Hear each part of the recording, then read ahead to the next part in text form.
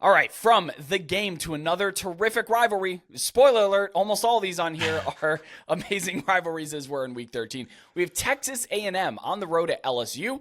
LSU is an 11-point home favorite, and this game carries an over-under of 66.5 points. Kicks off at noon Eastern on ESPN. My biggest question is, does Max Johnson go for A&M, the quarterback? He's missed the last 2 games.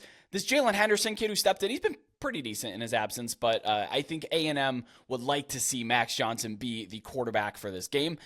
LSU, look, they're in full Daniels for Heisman mode here. It's kind of fun. I don't have a Jane Daniels ticket for Heisman, unfortunately, but it's just fun watching this team go full NCAA 14 on you and just say, hey, we're going to get him 8 touchdowns. We're going to get him 350 and 200, the first player ever to do that, because we just want to get him the hardware. Let's see how this goes. And largely, they really don't have that much else to go for this season besides, beating the rival, but they're kind of locked into to where they're at in terms of bowl games here.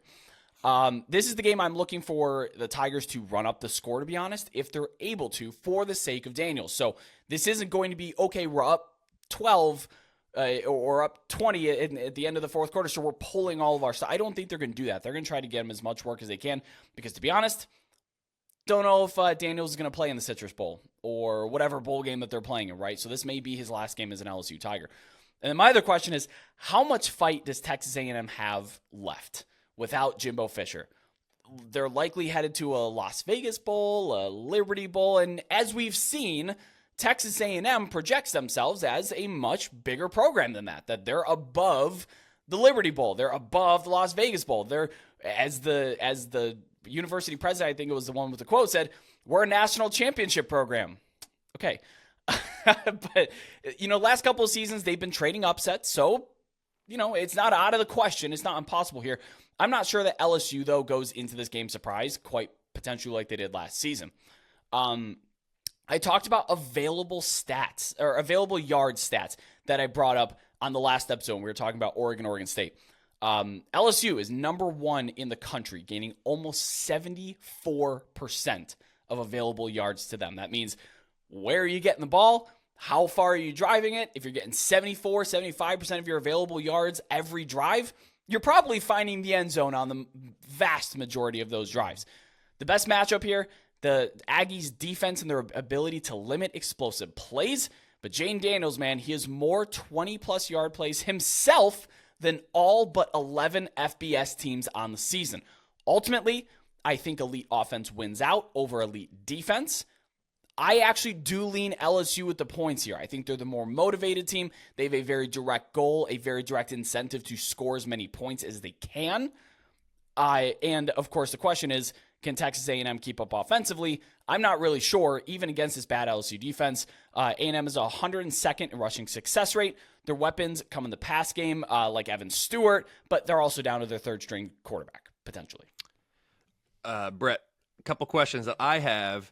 How will LSU approach a game in which their biggest stake is Jaden Daniels' Heisman campaign? And how will A&M respond to Jimbo Fisher's firing? So similar to what your questions are, that's what I'm thinking about as we come into this game. The model has LSU minus 7.5 only, I guess. It's a 71% win expectancy. At number 14, LSU is my highest resume-ranked 3-loss team. That's interesting, but not actionable, as you like to say. What's a little bit more actionable, if you will, at number 8, LSU is also my highest power-rated 3-loss team. So I think this is a very, very good LSU team, and that's despite a not very good defense, as you mentioned, and as I'll talk about here in a second. With the number 2 offense, this Tiger team has as much firepower as anyone. It's not surprising at all that they lead the country in 74% of available yards gained. And it all starts with Jaden Daniels. The issue, though, as it's been all year, is that number 75 defense. This LSU team has way too much talent to be ranked that low on either side of the ball. It's like the USC defense, which was much worse than LSU's, but just you can't be USC or LSU and have a defense that ranks outside the top. I mean, it shouldn't be outside the top 40, like ever. Like, you just have too much talent in both of these areas. You have too much history in both of these programs to be ranked as low as you are. For LSU, they've been able to make up for it a little bit with the offense. USC, we thought they would be able to. They weren't, and we saw what happened. For A&M, it's been a wild week. How focused will this team be? How much is there to play for? these are all valid questions. Yes, I saw the president's comments. National championship program. I think they have the resources to be a national championship contender, right? Like that's fair.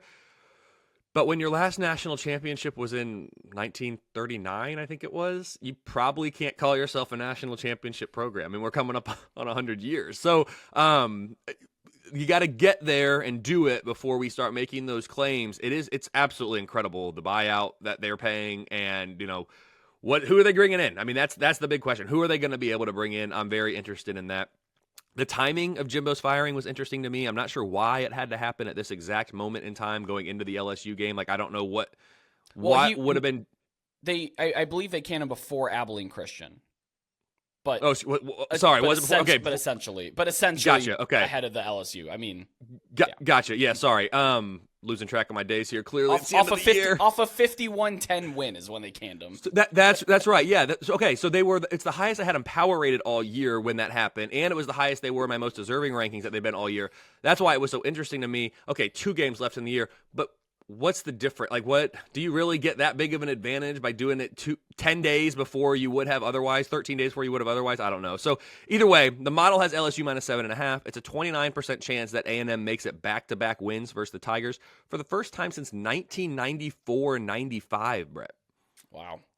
To speak on the why are they firing him when they did, I think it has to do with recruiting timelines. I know since I've been in the space, they've shuffled the calendar around a bit, so I don't know the exact dates. I'd have to look it up. But I do believe the reason why we see so many coaches fired at the end of the year but not after the year is because they do have to get – I mean, we have an early signing period in 3 weeks. So you got to get the new guys in maybe thinking about that. But I'm with you. Like, why – like, I guess ride them off into the sunset on a 51-10 win, I don't know.